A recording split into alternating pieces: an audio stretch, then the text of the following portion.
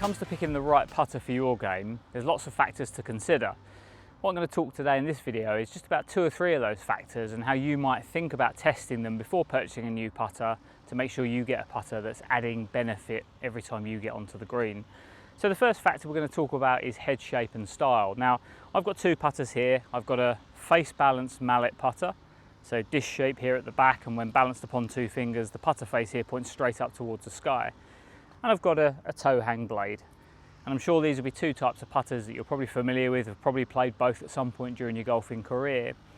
Now, in terms of the actual heads and the way the neck attaches, which is what creates the face balance or the toe hang, from data I've seen when measuring players, it doesn't have a huge impact. So if you've got a straight stroke, some of the theory that's out there might tell you that you want to move more towards a face balanced mallet, versus if you've got more of an arcing stroke with some face rotation, you may want to move into more of a toe hang blade. Now, as I said, I've tested players with both types of putters, and generally the stroke type wins out. So the putter doesn't swing itself. The force and the torque that you apply to the grip of the putter is what makes the head rotate or not rotate. So I think picking based on that alone, I think I've got a straight stroke, therefore I'm going to pick the face balanced mallet, may not be the best way to go. So things I would start to prioritise about the head itself would be, how well can you aim the putter? Different putter heads will have different alignment features, and I'd encourage you to get onto a green, test as many different putters as you can. Potentially, if you're somebody who likes to use a line on the ball, you may like to move more towards a mallet where you've got a longer line at the back here that allows you to marry those 2 lines up, so you've got a directional help when you get over the golf ball. Potentially, if you don't use a line, or potentially even if you do, you might find that moving into a smaller head, so a blade here that's shallower from the top edge to the back of the putter, therefore has a smaller line, it might actually allow you to focus on the putter from north to south. So you may almost be able to think more about aiming the top edge of the putter than you do about aiming the line. And players tend to fall into 1 or 2 categories, that they prefer one and are better at one than the other. It's definitely not a one size fits all thing, so I can't stand here and tell you do this, it will work, because we're all different. But having an understanding of how those properties might differ and testing it, probably a great place for you to start.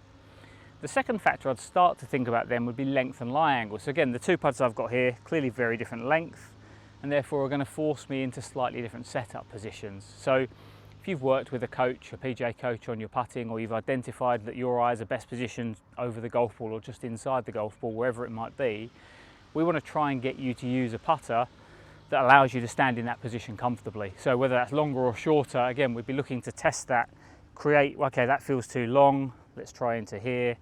That feels the right length. So I've got a 34-inch putter here versus the 35. For me, I know that's going to be perfect, and it's going to almost act as a way of me getting back into that setup every time, almost my blueprint if you want. If I get the length and the lie angle correct, I know that I can sole the putter on the floor and use that as my reference point to build everything around, so I'm getting back into the same correct and neutral position every time. The third thing we might start to think about would be the grip. Now, different shapes, different sizes. I've got 2 very different size grips here, a lot thicker on the left, a lot thinner here on the right.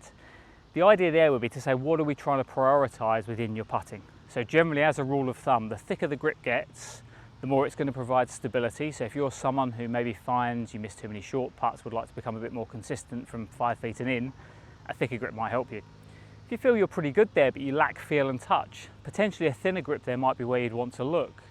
Getting your hands a little bit closer to the action, being able to feel the putter head a little bit more might be more of benefit to you when it comes to lagging those longer putts close to the hole. So again, I don't think there's a one size fits all, this is the perfect solution for everyone, but I'd encourage you to go and test those bits. So I think when it comes to picking your next putter, there'd be the things to go and speak to your PGA Pro about. You know, how do I best aim the putter? Can you help me test it?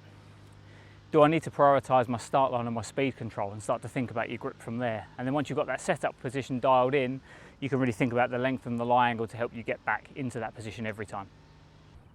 Head over to Golf Prize YouTube channel, where you can find this tip along with a variety of tips to help you improve your putting next time you play.